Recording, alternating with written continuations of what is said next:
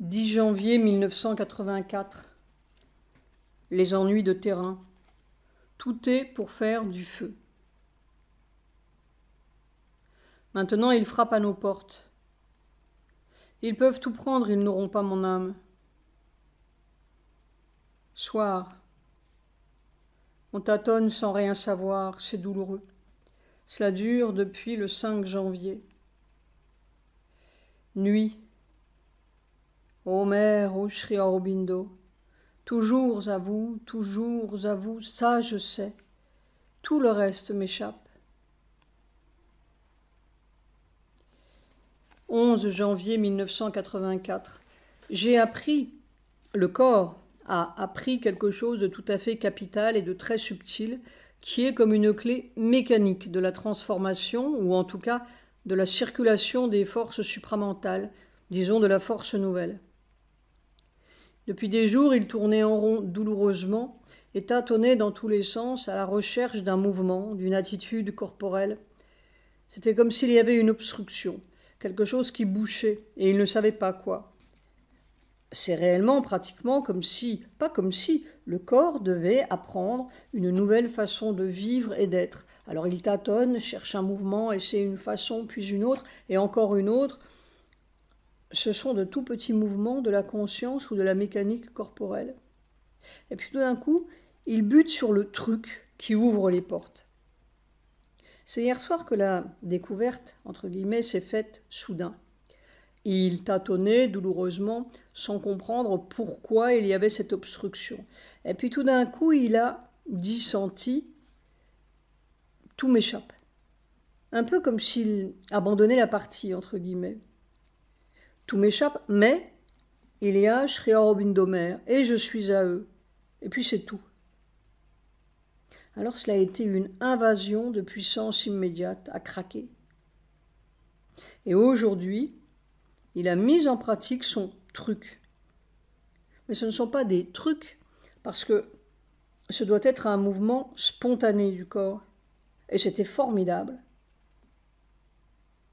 Il a compris que ce qui gâchait tout et obstruait tout, c'était un élément de désir très innocent qui se jetait avec un excès d'ardeur sur la force nouvelle lorsqu'elle venait. Il se jetait comme un assoiffé. Et il y avait aussi ce désir de voir mère, de mettre mes mains dans les siennes, de se sentir à ses pieds.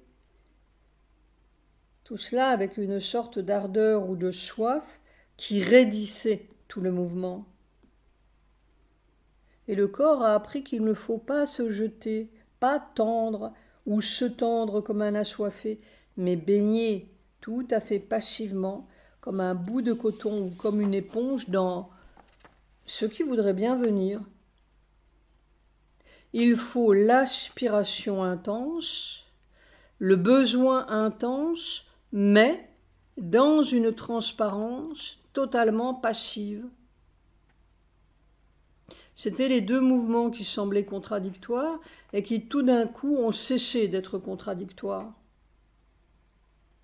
Et alors, je me suis rendu compte à quel point ce nouveau yoga, cette recherche de l'espèce nouvelle, est un yoga mécanique. C'est toute une mécanique cellulaire nouvelle. Si l'on se cramponne et se tend et veut et crie comme un assoiffé, ça ne passe pas. Il faut être littéralement comme une éponge. Mais une éponge qui est capable d'absorber indéfiniment ce qui lui est donné. Il faut presque être mou ou flasque, tout en ayant ce besoin, cette aspiration dans tout le corps. Et alors, dans cet état spongieux, entre guillemets, la force est décuplée. Ça passe ou ça entre, ça se précipite avec une intensité, une vigueur incroyable. On est bourré. Et en même temps, dans cette totale passivité, le corps est capable d'absorber indéfiniment tout ce qui entre à flot. C'est son excès d'ardeur, une sorte de déformation vitale très subtile qui obstruait ou engorgeait le mouvement. Dans la transparence passive, ça passe, et ça passe, et ça passe. Et alors avec une intensité, une densité incroyable. En fait, ce sont toutes les réactions spontanées du vieil animal qui doivent changer. L'animal se précipite sur l'objet de son besoin. Il faut être tout à fait comme une plante, comme un spongiaire. Et pourtant avec ce besoin divin intense dans toutes les cellules. Je découvre qu'il y a réellement une mécanique de la circulation des forces nouvelles et que la plupart des sentiments, entre guillemets, brouillent tout. Je crois que le corps a appris sa leçon et maintenant connaît le truc. N'est-ce pas, il s'imaginait toujours que le divin ne connaissait pas la situation, point d'exclamation entre parenthèses, et qu'il fallait en quelque sorte lui faire savoir ou lui faire sentir son état, point d'exclamation entre parenthèses. Mais cela dérange tout. Cette merveille connaît parfaitement la situation. Il faut seulement lui permettre de circuler sans fracas ni obstruction dans ce vieux réseau animal. C'est vraiment comme une clé mécanique du passage des forces nouvelles. Et pourtant, je le savais d'une certaine manière, mais le corps ne le savait pas vraiment. Ce sont les tâtonnements de la vie nouvelle. Il n'y a pas de manuel pour cela. Il faut tâtonner jusqu'à ce que le corps arrive au merveilleux déclic. Soir. C'est une étrange contradiction. Cette vie nouvelle est à la fois fragile, vulnérable, cernée par un monde de forces hostiles, et en même temps on sent qu'elle échappe aux vieilles lois mortelles de l'âge, de l'usure, des maladies, des accidents. L'assaut est là, toujours prêt à sauter sur cette vie nouvelle et à l'étrangler à la moindre faille. Et en même temps, l'assaut n'a pas lieu, ou il est détourné à la dernière minute. Cela donne une étrange sensation contradictoire de fragilité et de danger perpétuel et de quelque chose d'autre qui échappe totalement aux vieilles lois. On pourrait presque dire une vulnérabilité invulnérable. C'est quelque chose d'autre qui décide. Mais ça tient toujours à un cheveu. C'est peut-être un cheveu divin. Finalement, tout dépend si l'on est du côté poisson ou du côté ensoleillé. Nuit. On est peuplé de fantômes. Et il y a une réalité neuve, en lettres majuscules, qui peut tout refaire à chaque seconde si on est avec elle, comme s'il n'y avait pas de passé. Sous l'eau, le temps va de long en large, poussé par sa propre queue. Hors des eaux, il éclate comme une bulle. Cette réalité neuve annule les effets de la fausse réalité présente. Il n'y a plus d'effet. Cela est son seul effet à chaque seconde. C'est la vie toujours neuve. Par exemple, j'ai commis telle erreur hier qui devrait avoir une telle conséquence matérielle. Si je suis du vrai côté, toutes les conséquences sont annulées, matériellement annulées, ou sont changées en autre chose de bénéfique. C'est le toujours bénéfique. On entre dans le temps toujours bénéfique et constructeur. Le vieux temps, c'est toujours destructeur. Le nouveau temps, c'est le toujours constructeur. Si la base est vraie, tout ce qui en découle est indestructible. Seule la mort est détruite, seule la mort peut mourir. 12 janvier 1984. Je crois que le petit phoque est en train de passer le bout du nez à la surface. C'est le nouveau soleil de grâce. Tout ce qu'ils ont dit et annoncé est fait et vrai, vrai, vrai, miraculeusement vrai. C'est là. Il faut passer dans le soleil de grâce. Soir, la grâce, la suprême grâce, c'est de pouvoir t'aimer. 13 janvier 1984. Le divin n'est pas compliqué. C'est nous qui le sommes. Et c'est très compliqué de décompliquer tout cela. Il y a un élément d'innocence simple à redécouvrir dans la vie du corps. Comme mon petit phoque aux yeux ronds tout blancs sur la neige blanche.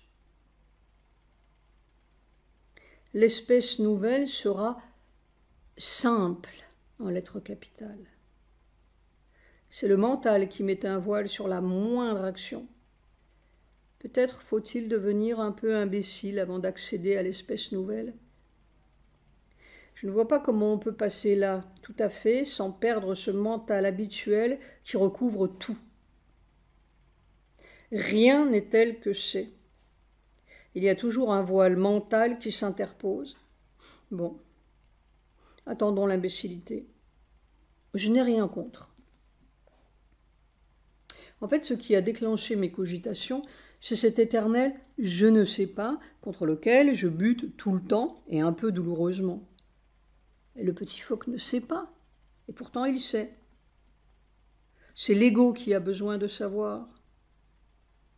Le non-égo sait sans savoir et fait sans savoir.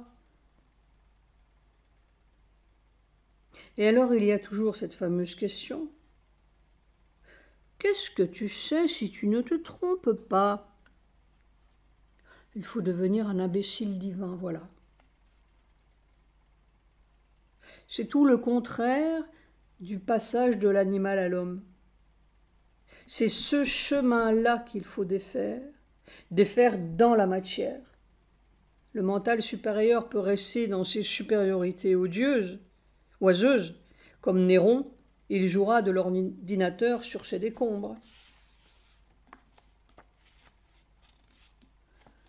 14 janvier 1984.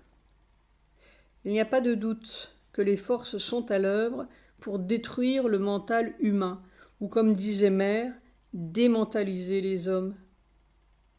Et le plus étrange, ou le plus ironique, est que la science, ce triomphe du cerveau humain, soit l'agent premier de cette autodestruction de l'intelligence collective. C'est un phénomène évolutif comparable à la disparition des branchies ou des nageoires chez les poissons.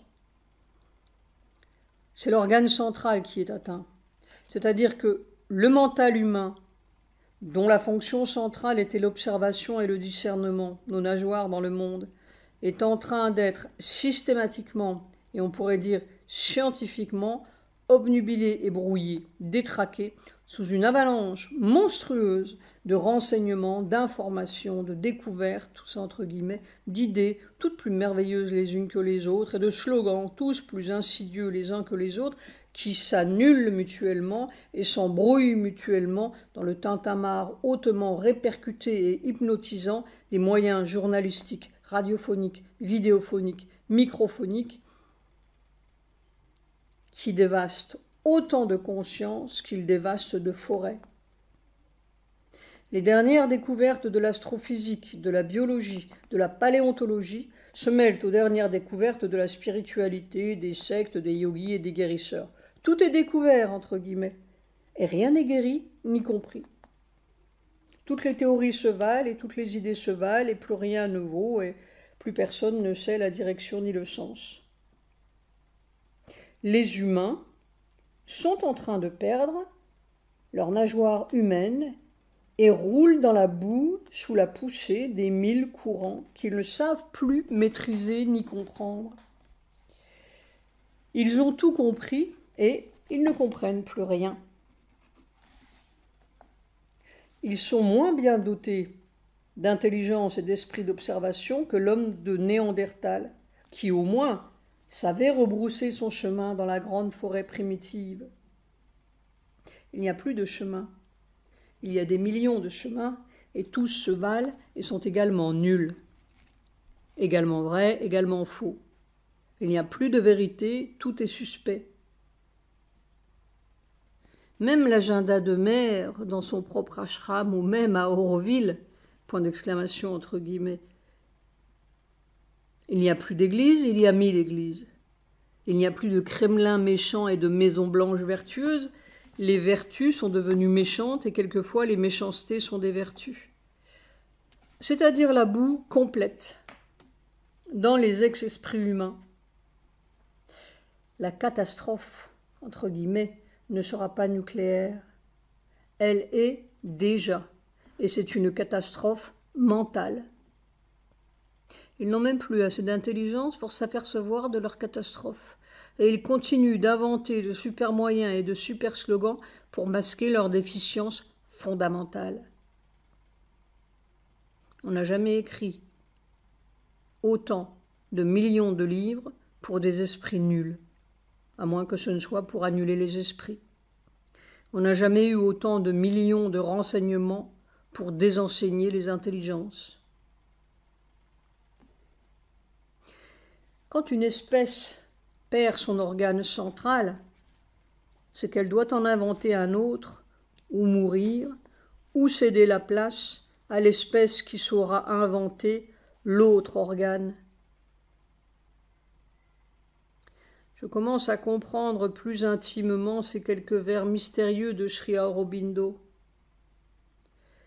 Quand l'obscurité s'approfondit, étranglant la poitrine de la terre, et le mental corporel de l'homme est la seule lampe.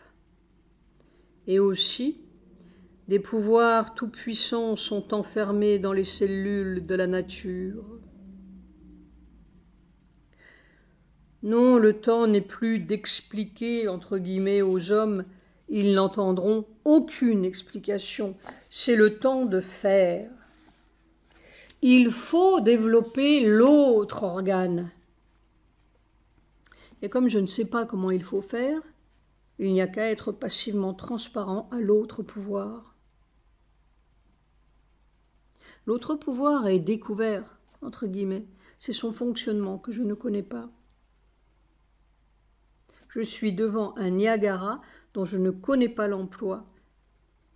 Mais probablement il faut se laisser employer par le Niagara. Point d'exclamation. C'est triste à dire, mais si je voulais aller à Auroville pour tenter de leur insuffler un peu la vie nouvelle et hâter le mouvement collectif, je me ferais déchiqueter. Le temps est à l'action tout à fait silencieuse et secrète. Il faut une preuve irrésistible, sinon il vaut mieux se cacher. Peut-être le Seigneur va-t-il se charger lui-même de leur administrer la preuve irrésistible. Mais tel que je le connais, il a tendance à être trop bon. Trop bon. Soir. Depuis le 5 janvier, à part l'éclaircie du 12, mais quelle éclaircie! Je ne sais pas ce qui se passe, mais tout est dérangé, comme si j'avais perdu le fil. Et c'est extrêmement douloureux. Je ne sais pas ce qui se passe. Cela fait mal dans la peau, si je puis dire. Peut-être est-ce le signe que l'on a fini une courbe et que l'on entre sur une nouvelle? Je ne sais pas. Alors le corps, la conscience matérielle est assaillie par des « tu ne fais pas ce qu'il faut, tu n'as pas la vraie attitude, tu ne… » C'est très douloureux. On est tout perdu. C'est comme si tout grouillait d'insincérité, de doute de soi. Pas du but, mais de soi. Alors, tu n'es pas sincère, tu ne… Oh, Seigneur! Les pires des voies adverses, ce sont les voies de la vertu. On est tout d'un coup rempli de péché, entre guillemets. Et ce n'est pas difficile d'être convaincu. Ô Seigneur, j'espère bien que ta prochaine espèce n'aura ni vertu ni péché. On sera, tout simplement. C'est le mental qui est plein de péché. C'est ce mental dans la matière qui est un nid de scorpions. Quand je parle de mental dans la matière, je veux dire ce premier mental qui a fait le passage de l'animal à l'homme et qui a pris la place de l'instinct. Reste à savoir ce qu'est l'instinct. C'est-à-dire que tout d'un coup, on est entré dans un bain de boue. Alors on n'y voit plus rien. Alors on invente des ordinateurs, des radiographes et des radars. Et le téléphone et l'aspirine. Chaque merveille, entre guillemets, ajoute un barreau de plus à la prison. Tant qu'il y avait quelques bergers et des despotes heureux, on ne s'en apercevait pas, mais maintenant qu'il y a 5 milliards d'homo sapiens, on s'aperçoit de l'énorme despotisme. 5 milliards en 84. Il faut que quelques hommes fassent le passage et apportent la preuve irrésistible. Est-ce que c'est possible avec tous ces petits sapiens comme autant autour comme des loups? Je me demande si ce corporeal mind n'est pas ce que j'appelle la conscience corporelle matérielle, mais qui n'a pas encore trouvé son langage ou son mode d'emploi. La vraie preuve irréversible serait que mère fasse sauter leur samadhi et qu'elle marche dans les rues du monde avec son corps nouveau. Voilà.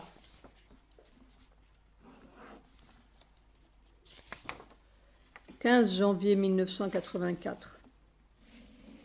Descente de l'amour divin. Plutôt, quelque chose s'est éclairci dans la conscience matérielle et c'était là.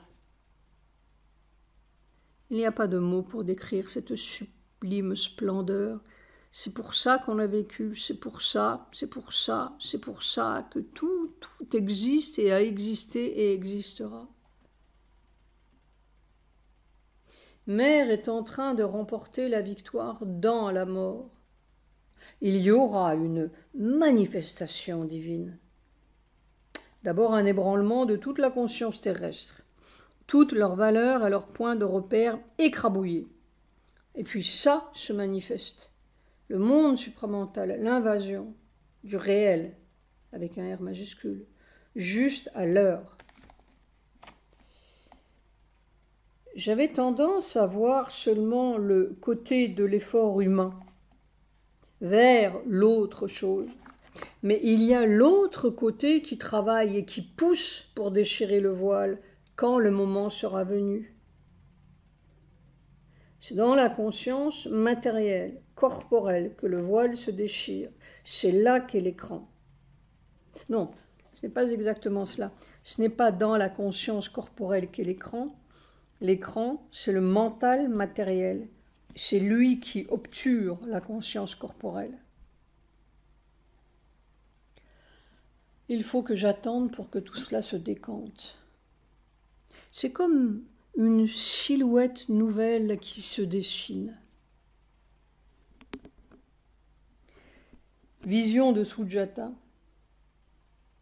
Cet après-midi, Sujata dormait quand elle s'est aperçue que j'étais près d'elle, j'étais allongée. Elle s'est approchée et je lui ai dit quelques phrases, peu de mots, sur l'expérience que je voyais. Sur l'expérience, ce que je voyais, j'oubliais. Je lui ai donné plusieurs fleurs qui étaient dorées et ressemblaient à des soleils. Elle est allée les piquer devant la photo de mère et de Sri Aurobindo, puis je lui disais ces quelques phrases, et, me disait-elle, elle était si émue et pleine d'espoir, et finalement elle m'a dit, si l'on pouvait planter vos mots comme des fleurs. J'ai ri et je lui ai dit, tu verras.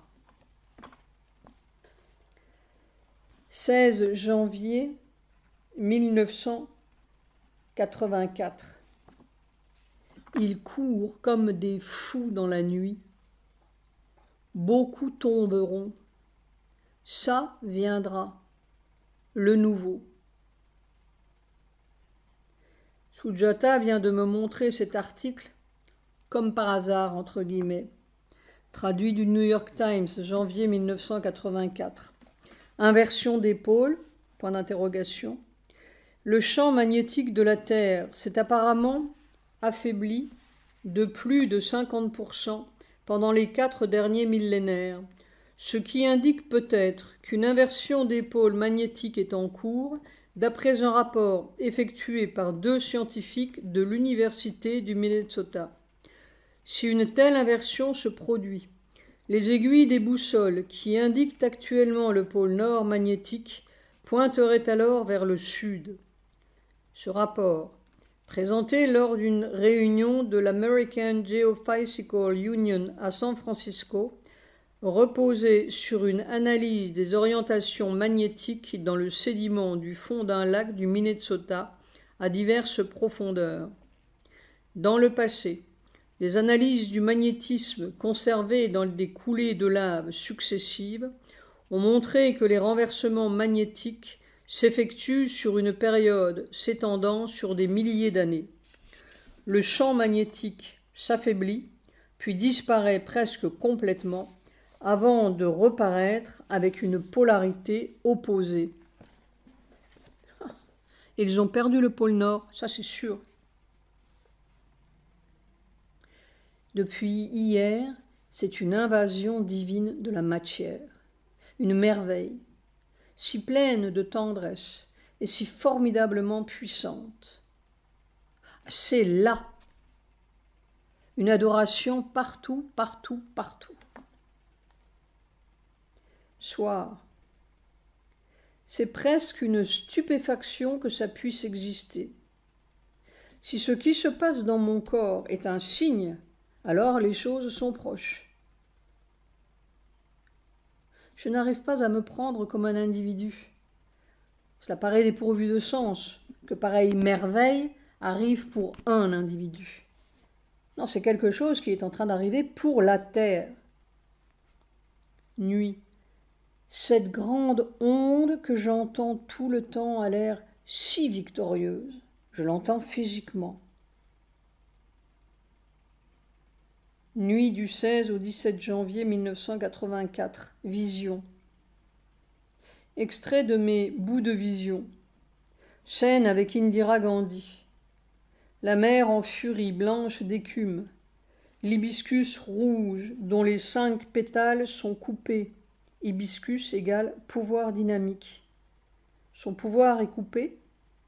Note de bas de page, Indira sera assassinée le 31 octobre 1984. Je suis allé voir dans le chemin de la maison. Ils étaient une demi-douzaine à couper de jeunes sapins. J'ai voulu protester. Alors tout ce que j'ai senti de méchanceté, de brutalité, de représailles, et toutes les gardes, entre guillemets, sont corrompues. On est de plus en plus cerné. Je sens de tous les côtés la meute prête à nous sauter dessus. Plus la splendeur descend dans cette matière, plus les forces semblent se déchaîner autour, plus l'horreur grandit, et comme simultanément. Mais ce chagrin, devant tous ces jeunes arbres coupés, arrachés, le temps presse. Soir. Je ne sais pas pourquoi, mais j'ai une telle peine depuis ce matin.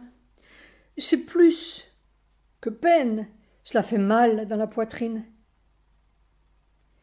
On finit par ne plus pouvoir s'approcher de la méchanceté et de la laideur, c'est-à-dire que on est complètement inapte à cette vie grossière. On ne peut plus vivre dans ce monde, à moins d'être barbare. Toute la matière devient une douleur. Oh, mère, quand feras-tu face à la bête humaine ? Je crois que je suis trop répandue, entre guillemets. Comment continuer avec tout ça autour? Nuit. C'est un cri dans tout mon corps. Et en même temps, cette invasion divine est si formidablement puissante que je n'arrive pas à l'appeler amour. C'est plutôt comme Rudra. Note de bas de page, Rudra est l'aspect terrible de Shiva que le Rig Veda décrit comme étant féroce et violent. Alors, tout mon corps s'est offert, prends toute cette terre et délivre-la de son oppression. Comme si, à travers ce bout de matière, Rudra allait à l'assaut de l'obscurité. C'était difficile à supporter, mais compelling.